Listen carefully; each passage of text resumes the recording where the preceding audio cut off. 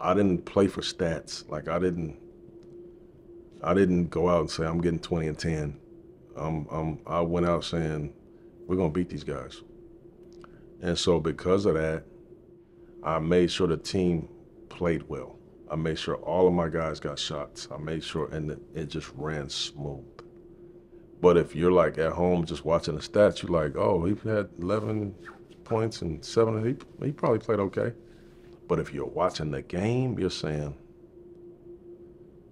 that dude right there got control of this whole game. Well, that's why I played.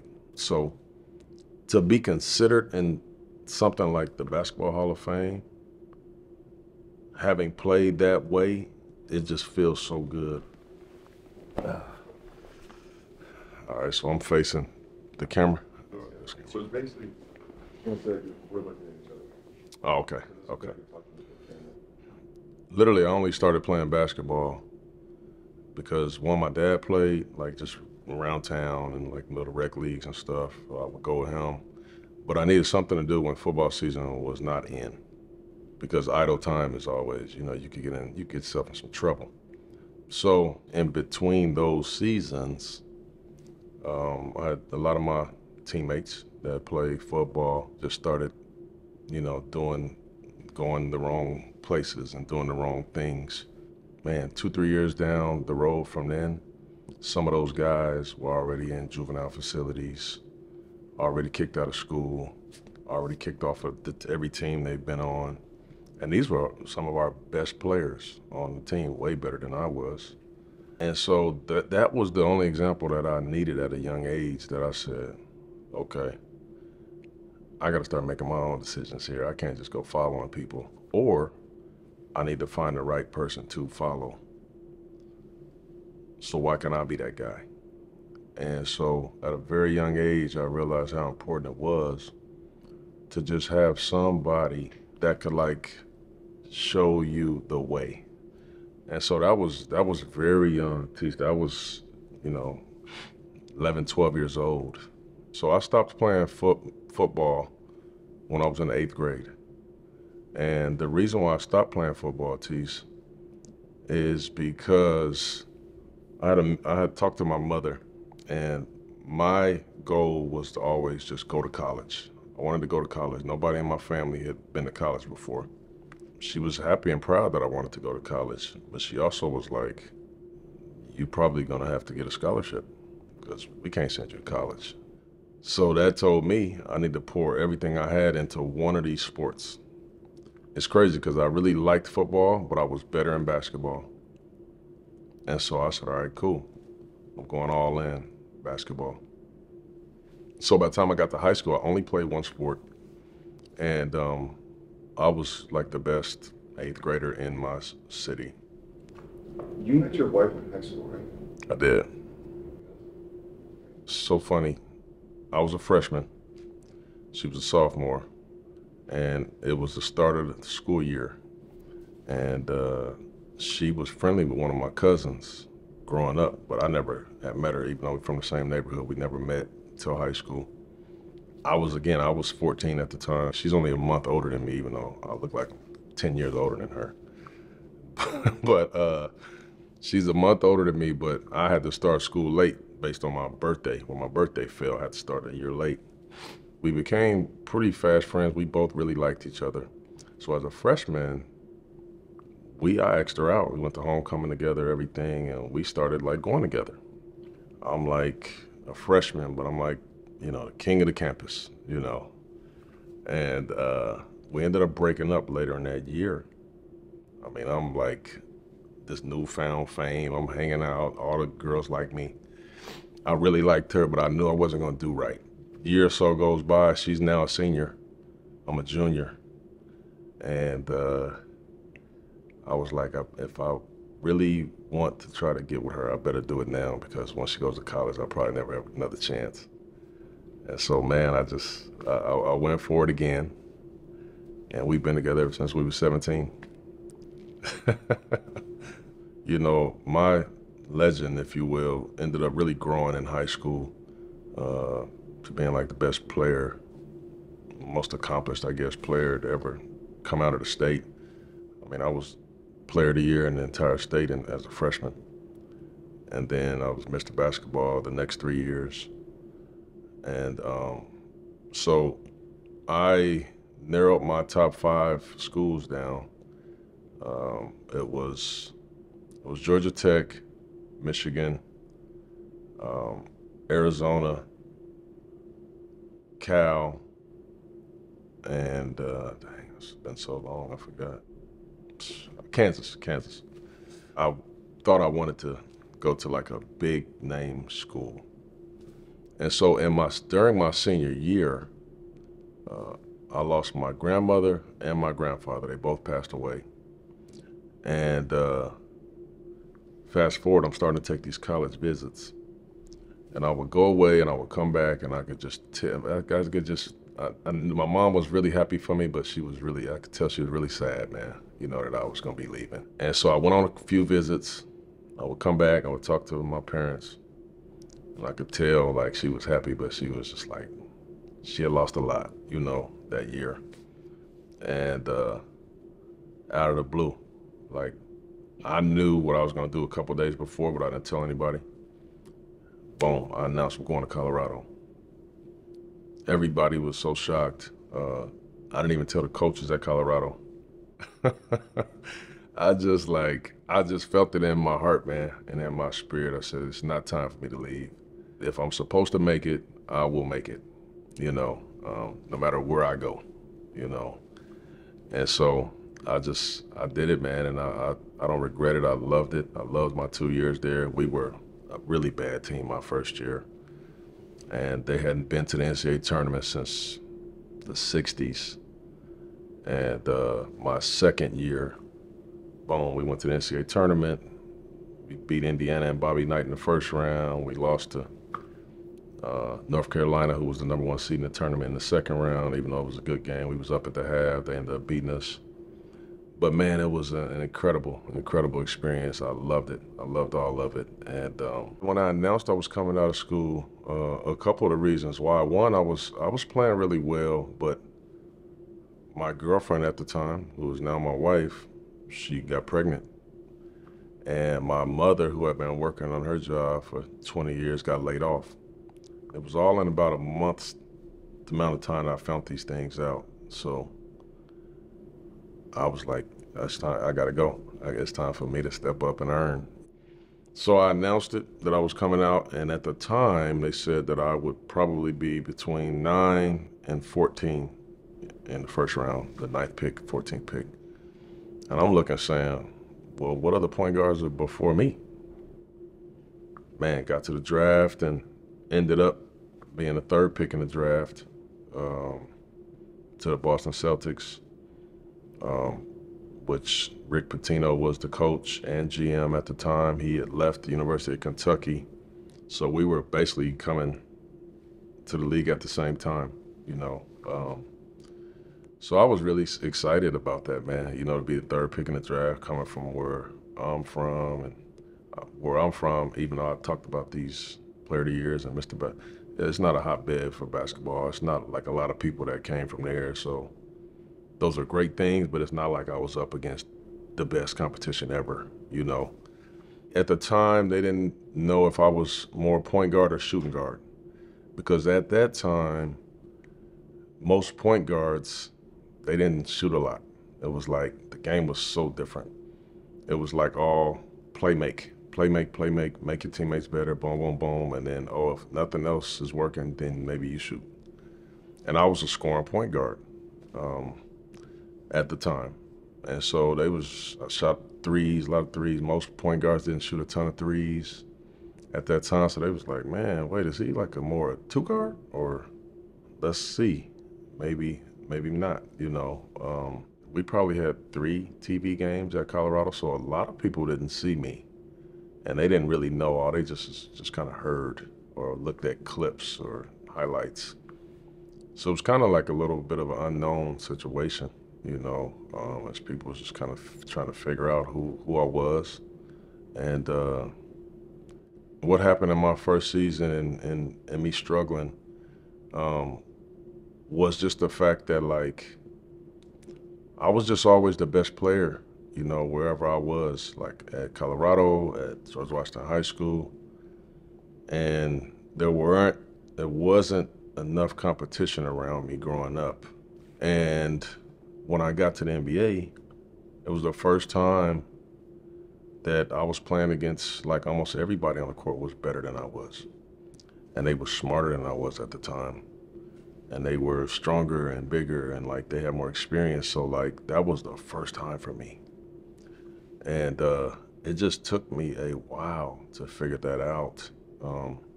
And I would always think to myself, like, there was other guys that came and was in my position that was maybe from New York or from Chicago or from LA, or where they got to play against all of this talent their whole life.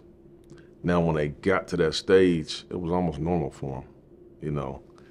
It just took me a while to adjust to that, you know. And you know, you got your people. Like, I got all my homeboys, I got all my family, and they all thinking that the coach is hating on you. And I'm like, the coach is not hating on me, man. You know, I'm just really not, I'm just not ready yet. Like, just give me some time. Just give me some time. I'm gonna figure it out. So I was the third pick in the draft, and I got traded 50 games into the season. I had never even heard of that. You know, you're the third pick somewhere, especially a team that's rebuilding. You're thinking that you're gonna be at this team for 5, 6 years. I remember him coming to trade me. We were on the road. It was on a 13-day road trip out west. We were in Sacramento. And I was starting, I was playing good, and he came to me and was like, we got a deal on the table. You're not gonna play tonight because we can't risk getting you hurt, this and that, this and that. But you're gonna be a good player in this league. But he said, I've always been a big fan of Kenny Anderson's. And, you know, I have an opportunity to get him on the team now. And unfortunately, you're gonna have to be traded to get him. And there's a lot of pressure on me, and I need to make the playoffs this year, and I need a veteran point guard. And so I'll never forget that talk that we had. And I appreciated that he was honest with me, that, you know what, and I've always been a fan of this kid. I got a chance to get him. I feel like he can move us along faster. And it was true. He could. I mean, Kenny Anderson was a hell of a player. So I appreciated his honesty. And I was also happy for a new situation. You know, it was just a tough situation in Boston. He was a tough coach to play for. It wasn't great. It wasn't great. There was a lot of times that first year where I was like, damn, I should have stayed in school, man. You know, I never failed in anything, you know, in my life at that point. And you feel like you failed at something if it didn't work out.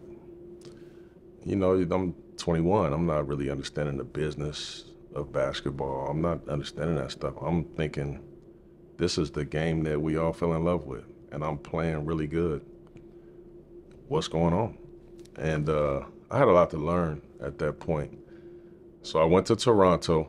So the trade was a three-team trade. I went to Toronto. Damon Stoudemire went from Toronto to Portland. Kenny Anderson went from Portland to the Celtics.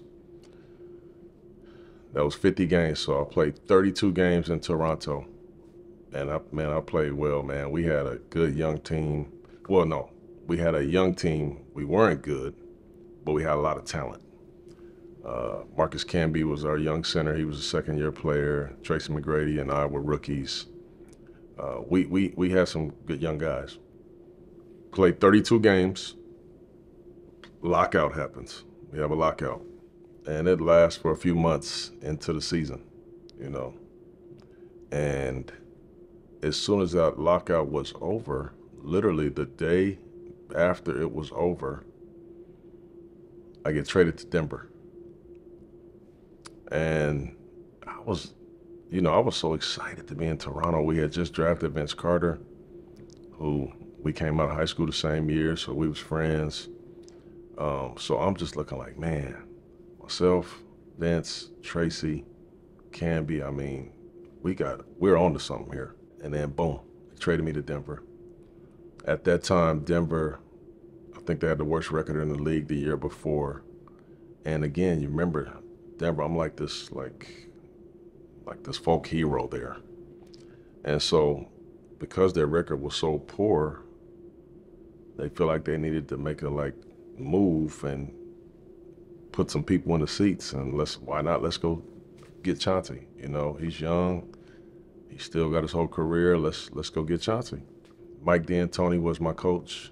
He was that was his first coaching gig, and so yeah, I was home. We weren't a very good team, but we were okay. We were okay, and I played okay. The following year, I got hurt. 13 games into the season, I dislocated my shoulder. Boom, and I was out for the year. And then at the trade deadline, I got traded again. And that one was a tough trade for me because I was out for the year. So I really realized how low I had fallen because I couldn't help either team. My numbers matched up and they needed to make the trade. So it's like, let's just put that number in there. So I got traded to Orlando. I went and showed up. I never even went to practice, never traveled with the team. I just did rehab for the rest of the season. And then I was a free agent, signed in Minnesota. And that was cool because one of my really, really good friends, Kevin Garnett, was the guy there. So it was a chance for me to really kind of rehab my career at that time. You know, I was back healthy from the shoulder, and it was a chance for me to, they had a point guard there named Terrell Brandon, who always was a big fan of his game, but I was more a big fan. He's just the best dude ever. So it was going to give me an opportunity to learn from TB. And there was no pressure, no stress on me. I was going to be coming off the bench behind him. And man, he took an interest in me that I felt really changed my career. We sat right by each other in the locker room. He taught me everything. How to watch film, how to study my opponents, how to read pick and rolls. We was about 10 games into the season, and we're playing, I think it was the Spurs or something. It's halftime. We come in, he's pissed off. But man, he had like 16 and 7 at the half. I'm thinking he's playing so well. And so I'm like, TB, what's going on? He said, this game ain't going right. And I said, well, why?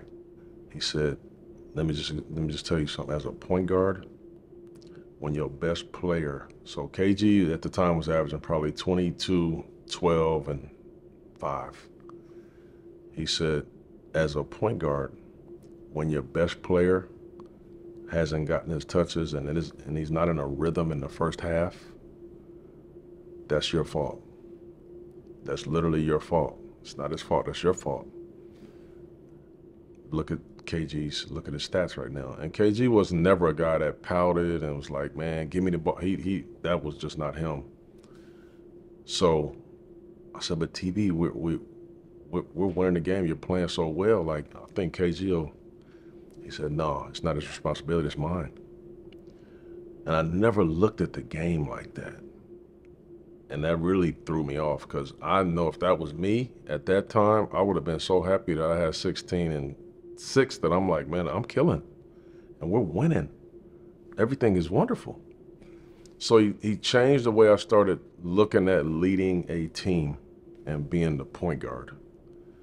And man, we worked out together, watched him do interviews. I watched how he interacted with the media. I literally watched everything from Terrell. And it changed my life. It changed my career, it changed everything. The following year, and I had a really good season, man. My confidence picked up. I was doing well. The following year, 2-3 games into the season, he got hurt. So boom, there I go again. It's my chance now, you know.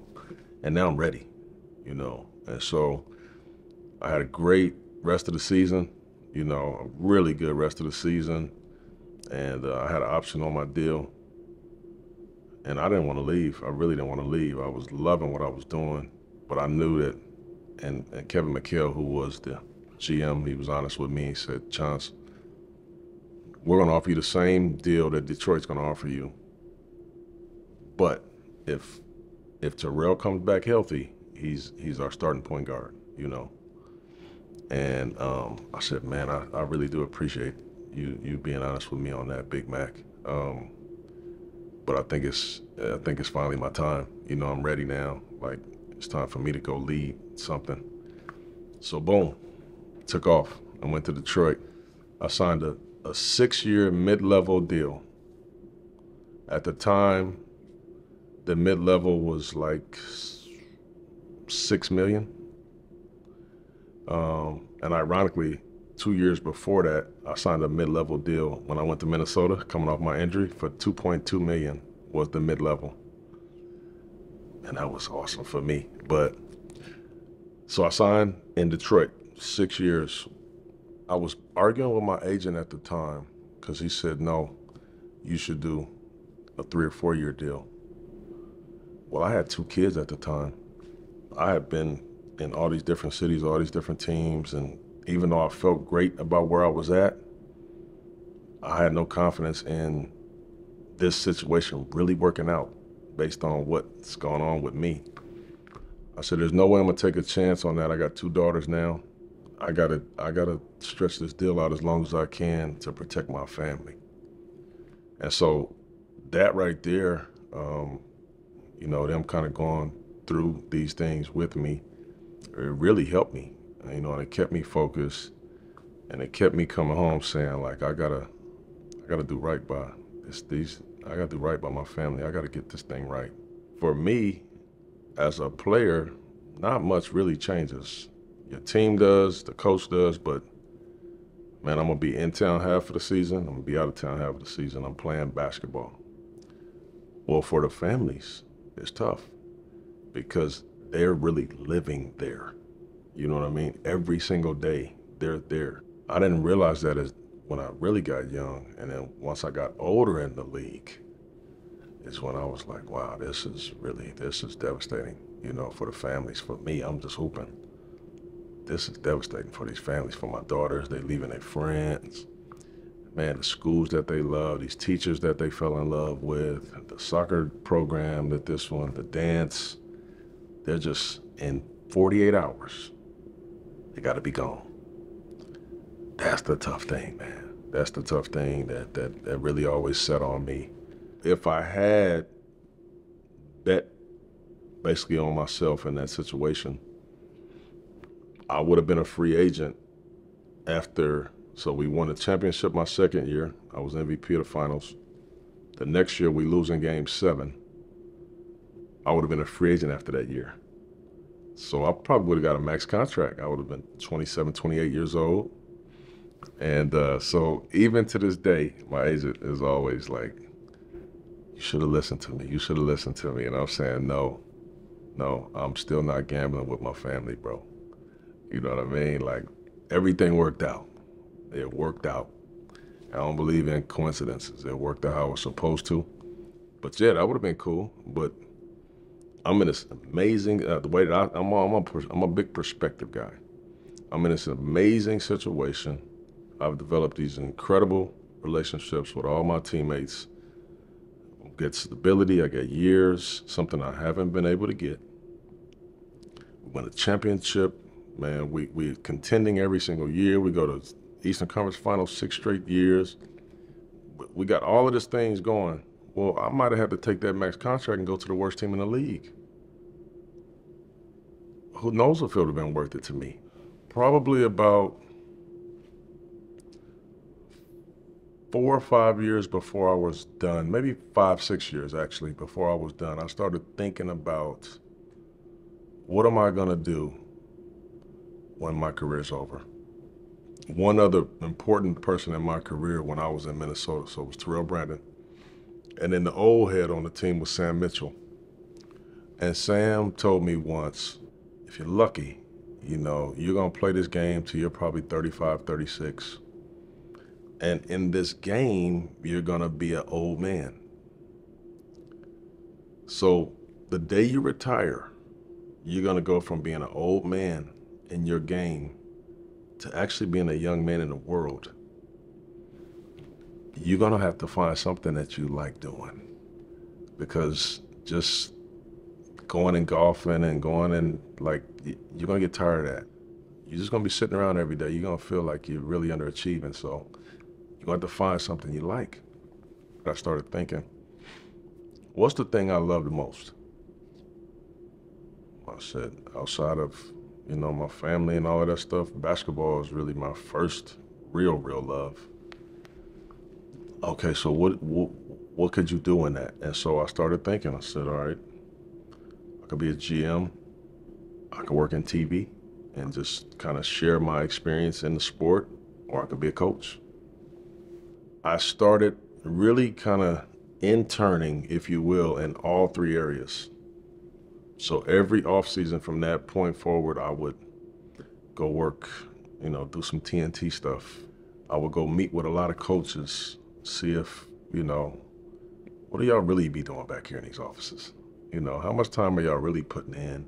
So I really dug into all three avenues to see if I could do any of them. And so when I retired, I had a couple opportunities. I had an opportunity in Cleveland to be the president of the team. I knew Braun was going to be leaving. I knew Kyrie wanted to leave soon. And I felt like, man, what is this thing going to look like without those guys? I don't want to be left with that. So I passed on that, but it was a great opportunity. And then really when I retired, my girls were middle school, about to start high school. And I had missed so much time with them over the years, just chasing greatness, man. I said the best thing for me right now for the next 5-6 years is to do TV, where I can still be involved in it, but man, I can be at home, and I can make the soccer games, and I can make the dance recitals, and I'm not missing nothing, And so that's what I chose. And then as the time started going, I started saying, man, this is just not enough for me. I live my life on wins and losses. I live my life like I'm not leading nobody. Like this ain't enough for me. So I need to figure this out. I need to figure, do I want to get into coaching or do I want to get into front office? I guess the biggest reason why I chose coaching over front office, because I had both opportunities, is because I realized that the GM or president, they have to kind of take a step back from the players. And the coach is the one that can do all the everyday leading, every day. And I've always felt like my best gift was being able to touch every day and lead every day with somebody. And it's been 3 difficult years for me, but man, it feels like a calling for me, I love it. Even what I've gone through thus far, I still love it, which is why I know I picked the right thing. Me being the 3rd pick in the draft and struggling, in today's game, who knows if I would have got the chance to make it to Minnesota, after going to Toronto, going to Denver, and not lighting the world on fire. With the way the social media is today, everybody would have just wrote me off. I could have been playing overseas for the rest of my career. We're in an interesting situation right now as a coach, and this is why I say so many of my experiences, I really feel like help me connect with my guys and help me to help our guys. We have number 3 pick in the draft and Scoot Henderson. Scoot has struggled. And I've always said to him, I feel like I need to be the person for you that I needed. And that doesn't just mean always just give you everything, What I can't do is control what the people say. The media, social media, this, that, friends, family. I can't control any of those things. But I am the one person that can probably help you the most. And I'm telling him all the time, you just got to trust me here. You got to trust me. I got you, but you got to trust me. And I know It's probably not easy for his team and for his family and for his, but there's nobody in the world that's been a number 3 pick that struggled early that can help him more than me. And so I take pride in that. And I try to tell him, turn all that outside noise down. You're not gonna turn it off, but turn it down. Because there's some people out there that just gonna try to destroy you. I got you, lock in, you're gonna be just fine. And so I really feel like a lot of my young career allows me to meet all of my guys where they're at. One of the biggest differences is, as a player, like, I'm in control of when I get out there, what I do with my minutes.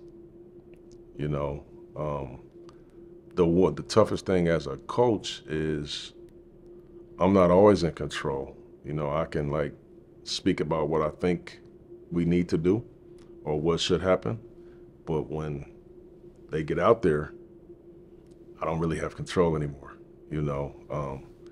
And I took pride in controlling that. You know, I always, as a player, took pride in like controlling the game, controlling the tempo of the game, the pace of the game, the play calling, the end of the game situations. Like, I took pride in that. You know, it's funny, I say this, it sounds kind of crazy, but this is one of the things that I learned as a coach. I learned as a coach how easy I made it for my coaches, if that makes sense. So I was a player that, along with controlling the game and listening to my coaches, spending time with them and like understanding what they wanted out of our team, I took that very personal. So I could control the game, and I can also control the locker room with my leadership. So now as a coach, I look and I say, man, I made my coach's life pretty easy, you know? It's crazy. I don't know how that sounds, but it's just true.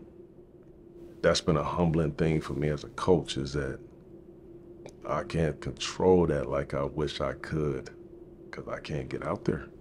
I feel like my coaching career will end up a lot like my playing career. It started a little tough. I had a lot to learn. I'm in it now, learning. And I've always just felt like I will win. Sometimes not immediately, but definitely. And that's how I feel.